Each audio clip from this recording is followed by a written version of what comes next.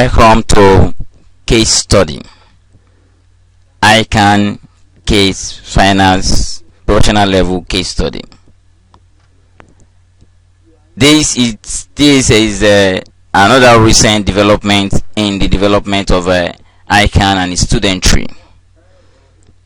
Case study happened to be within the syllabus some years back, and for one reason or the other, it was deleted from the syllabus, and for some other reasons, in the course of globalization and contemporariness of ICAN exams, it is brought back. So we'll start with preambles to case study. For those who may not know, case study is basically the testing of various other courses within the syllabus in a particular course, and is majorly a practical session. But before we go on, before we start up with the practical sessions, taking different cases with different scenarios, will make us to understand some, at least what we can call preliminary knowledge, or what we call background to case study, or preambles to case study. So preambles to case study. A case study represents a body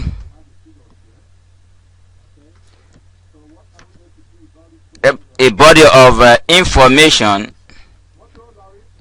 describing a particular problem situation.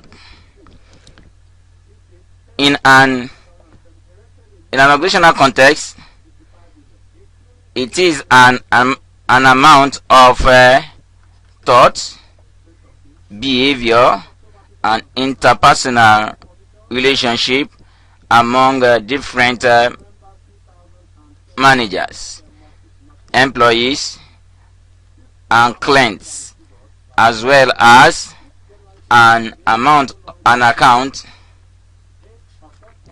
of general environment conditions and priorities that characterize a specific decision action field. Such cases are to be analyzed rather than solved. What we are saying in the very first paragraph is to let us understand that when we say case study basically represents a body of information describing particular problems, describing situations, describing happenings in an organization. That's what we mean by organizational context. And when we say happenings in an organization, we should appreciate the fact that any given organization has gotten different departments, sections, maybe depending on the type of organization. So where is the problem coming from? Where is the situation arising from? Is it a particular department? Is it a particular section? Then is it 2-3 departments or the whole organization? Where we have this situation and we know that every department is manned or headed by a particular manager, and there is always an interaction between the manager of every department with other departments, and that's why we call them functional managers. And at the same time, these functional managers report to another senior boss that we call the GM or executive directors or managing directors, as the case may be. So if we want also really appreciate that when things happen in an organization affecting various departments or a particular department, affecting the productive and production activity, or affecting the relationship between these managers, any of these could spill up what we call the need for a resolution, the need for a solution, the need for an adjustment, the need for an amendment of the situation or resolving the problem. All this is what it could be embodied. That is, all the problems, all the situations that have necessitated the meeting of the managers, meeting of the directors, meeting of the GMs, and the staff to resolving a particular problem or the problems at hand is what we call a case study. So case study revolves around the following.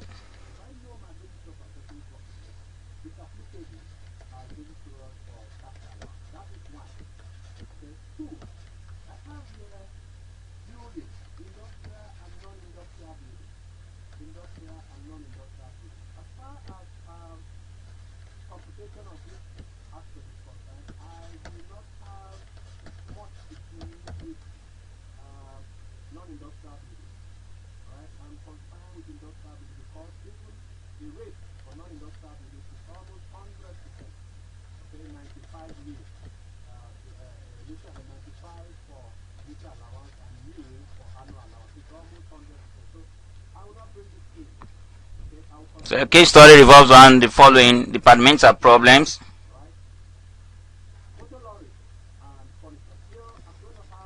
Organizational problems.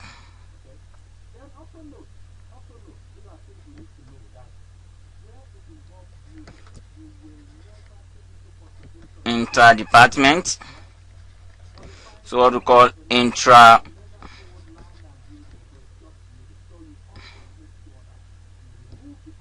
company problems, and so many other problems. So as we go on, we definitely come to appreciate the areas or the expansive areas that case study has to address.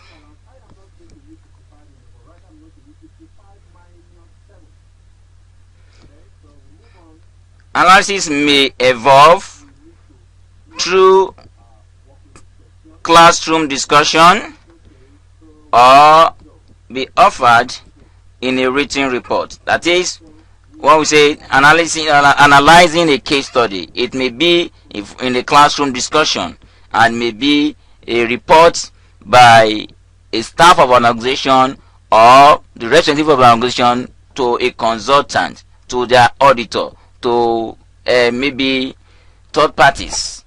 In either form, each analysis starts with a focus in a central issue or question representing an accurate reflection of the total problem or situation. That is, the analysis in question definitely have to talk about the problem, the situation, and the analysis will take the form of digging deep a bit, trying to do some investigation or do some further interrogation of the people around the problem or the situation at hand.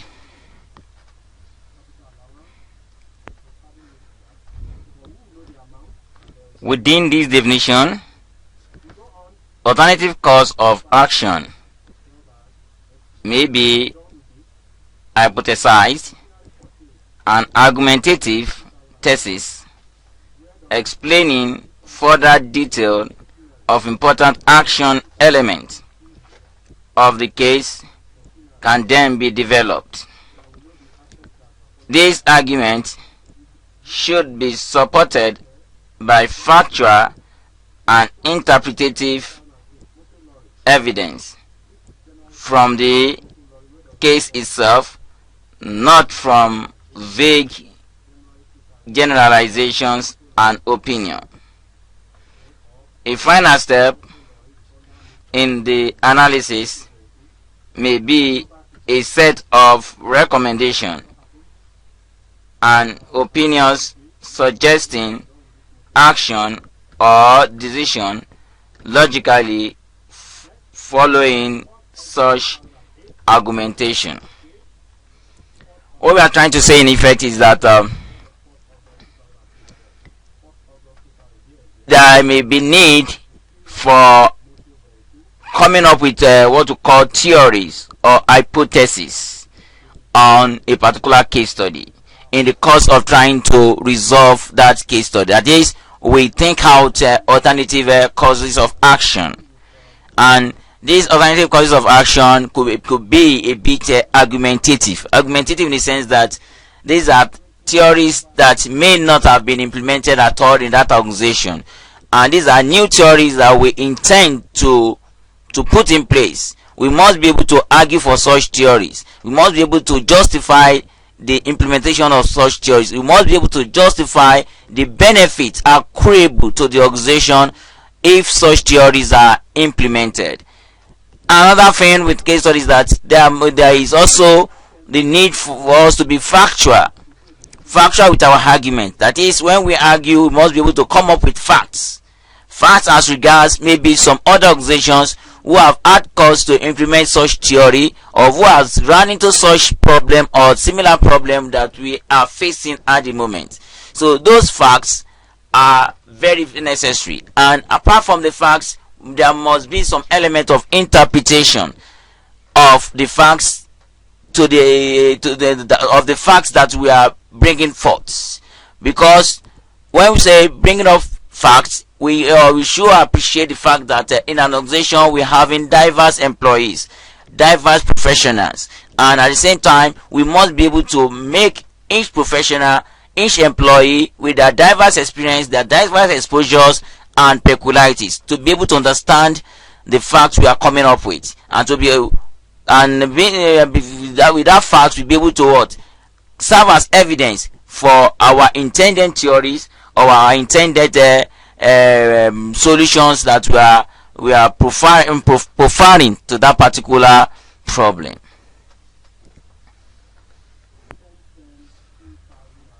Purposes of case studies. That is, why do we have case studies?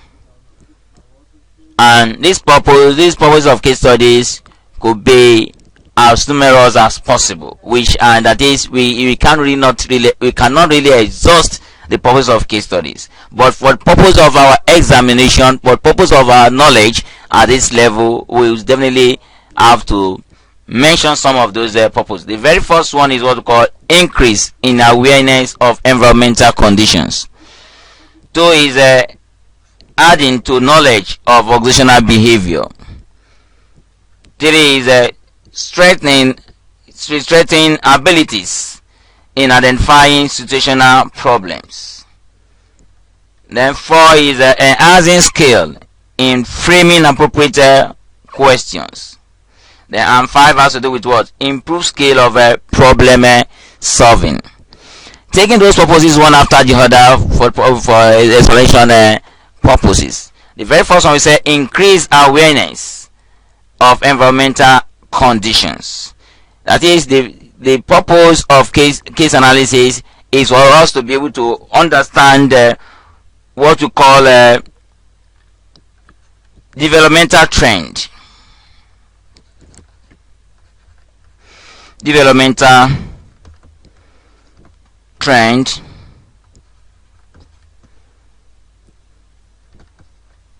in a profession,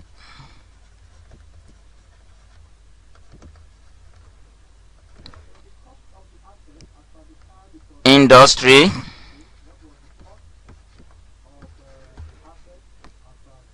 trade, sector,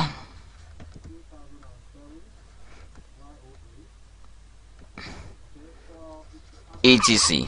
That is, a case analysis will make us understand what is going on, what's the latest happening within our profession, what's the latest happening in our industry, what's the latest happening in that trade, what's the latest happening in a particular sector, country, regions, even globally.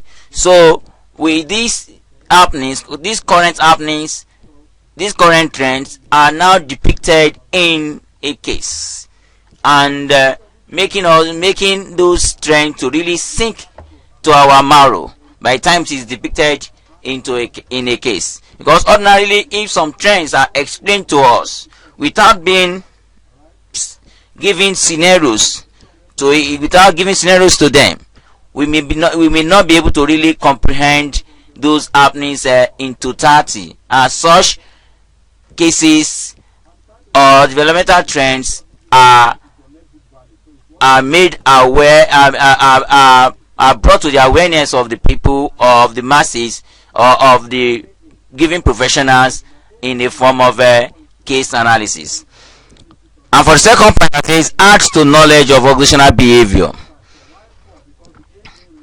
Case analysis enhances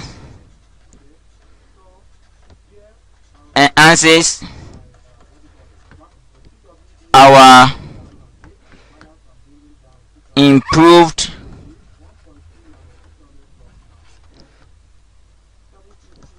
knowledge about the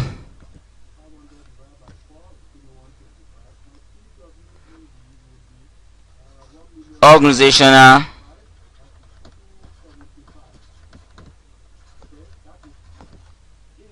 behavior. What do we mean by this? We made us understand that cases can span any area of endeavor, any area of a discipline. So when a case is brought up in an organization, it may have different dimensions to it, and one of the dimensions cases do have is the organizational behavior. That is, what are the way, the manners and attitudes of employees in that organization. And why we add to the knowledge of every employee or every participant of that case analysis is the fact that a particular employee who is employed in a department, especially the junior or middle level staff, who had little or no cause to interact with other staff in other departments, especially for official interactions, may not be able to understand the behavior in that department.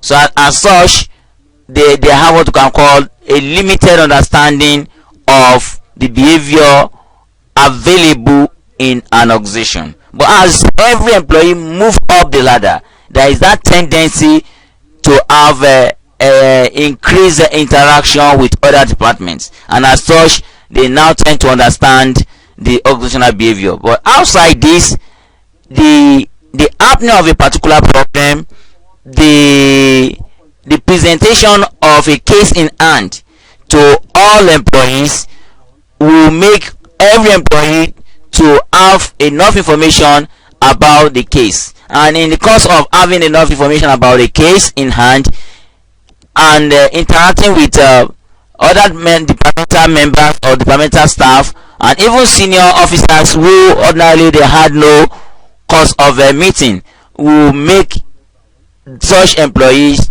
to understand what you call organizational behavior. And even if they had an element of it before, it will definitely add to their knowledge of what is meant by organizational behavior. On the third point that says strengthening abilities in identifying situational problems, case studies also increases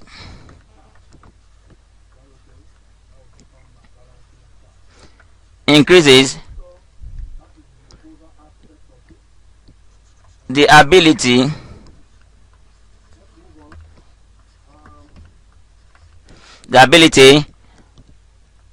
of staff of organizations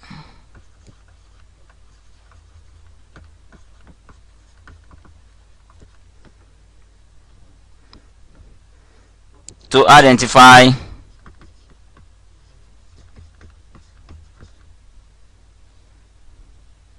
situational problems. How does this happen? if a particular organization over time now had the philosophy or the infantry or the principle of adopting what to call case analysis solution orientation, that is where things happen in the organization, they make it to become a case study, and it becomes what everybody within the organization brainstorm upon, and with that they are able to resolve problems.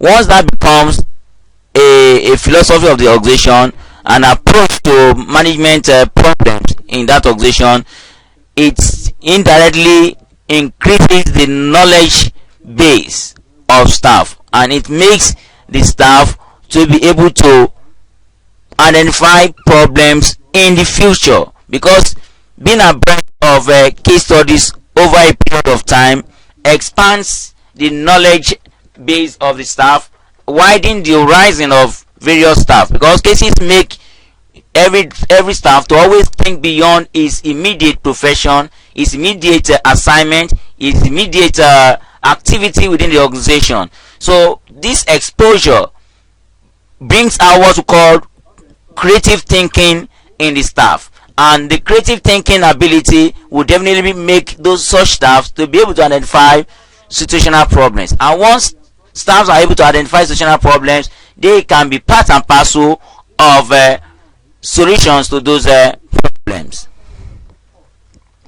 And for the fourth point that says enhancing skill in framing appropriate questions, this may be for, say, lecturers or consultants or professionals or people involved in training and development, or say manpower development or for various organizations.